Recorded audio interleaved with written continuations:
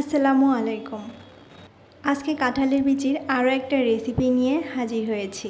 আজকে বানাচ্ছি কাঁঠালের বিচির সন্দেশ। এই সন্দেশ বানানোর আগে ভেবেছিলাম কেমন লাগবে না লাগবে, কিন্তু বানানোর পরে খেয়ে আমি নিজেই অবাক হয়ে গেছি যে এতটা মজা। আর আশা করছি আপনাদেরও অবশ্যই ভালো লাগবে। চলুন তাহলে রেসিপিটি দেখে নিই। আমি এখানে উঁচু করে 1 কাপ কাঁঠালের বিচি নিয়ে নিচ্ছি, আর এর মধ্যে দিয়ে দিচ্ছি পর্যাপ্ত পরিমাণে পানি। পানির পরিমাণটা বেশি দিতে হবে যেন সেদ্ধ হওয়ার পরেও পানি থাকে। আমি ভালো করে সেদ্ধ করে নিয়েছি, এবার আমি তুলে নিচ্ছি। আমি ব্লেন্ডারে ব্লেন্ড করে নিব। আপনি চাইলে পাটায়ও বেটে নিতে পারেন, তবে আমি সাজেস্ট করব পাটায় বেটে নেওয়ার জন্য, কারণ আমি যখন ব্লেন্ড করছিলাম আমার একটু অসুবিধে হচ্ছিল। তারপর আমি এর মধ্যে অ্যাড করে দিচ্ছি 1/2 কাপ দুধ ভালো করে জাল দিয়ে ঘন করে নিয়েছি। চেষ্টা করবেন ঘন দুধ নিতে, কারণ দুধটা যত ঘন হবে খেতে তত বেশি মজার হবে। কিংবা গুঁড়া দুধ মিশিয়েও ঘন করে নিতে পারেন। তারপর আমি ব্লেন্ড করে নিব, একদম মিহি ব্লেন্ড হবে, একদম স্মুথ একটা পেস্ট হবে। তারপরে আমি একটা ননস্টিক কড়াই নিয়েছি। চেষ্টা করবেন ননস্টিক কড়াই নেওয়ার জন্য। 1/4 কাপ ঘি দিয়ে দিচ্ছি। ঘি কিছুটা গরম হয়ে আসলে এর মধ্যে আমি কাঁঠালের বিচির পেস্ট দিচ্ছি। এ পর্যায়ে চুলার আঁচ মিডিয়াম টু হাই আছে। এবার নেড়ে ছেড়ে ভেজে নিতে হবে। এখন দেখতে অনেকটা তেল তেলে ভাব মনে হচ্ছে, কিন্তু কয়েক মিনিটের মধ্যেই এই তেল একদম শুকিয়ে যাবে। চুলার আঁচ আমি এভাবে বাড়িয়ে দিয়ে এরকম করে জাল করে নিব আর অনবরত নাড়তে থাকবো। আর এ পর্যায়ে আমি 2-3 চিমটির মতো এলাচ গুঁড়া দিচ্ছি আর 1 চিমটি লবণ দিয়ে দিচ্ছি। এভাবে 2-3 মিনিট নাড়াচাড়া করার পরে দেখা যাবে যে এই তেলগুলি একদমই শুকিয়ে গেছে, এরকম হয়ে এসেছে।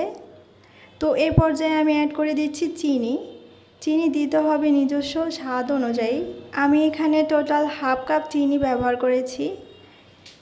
তো মিষ্টি বেশি খেতে চাইলে 1/4 কাপ দিতে পারেন, বা কম খেতে চাইলে আরও কিছুটা কমিয়ে দিতে হবে।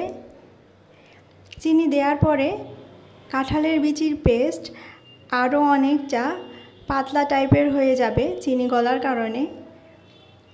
তবে আরও কয়েক মিনিট জাল করে নেওয়ার পরে আস্তে আস্তে এর আঠালো ভাবটা কমতে থাকবে।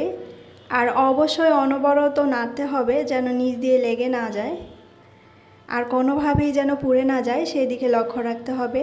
আর নাড়তে নাড়তে 8-10 মিনিট পরে দেখা যাবে এরকম প্যান থেকে এরকম উঠে আসছে।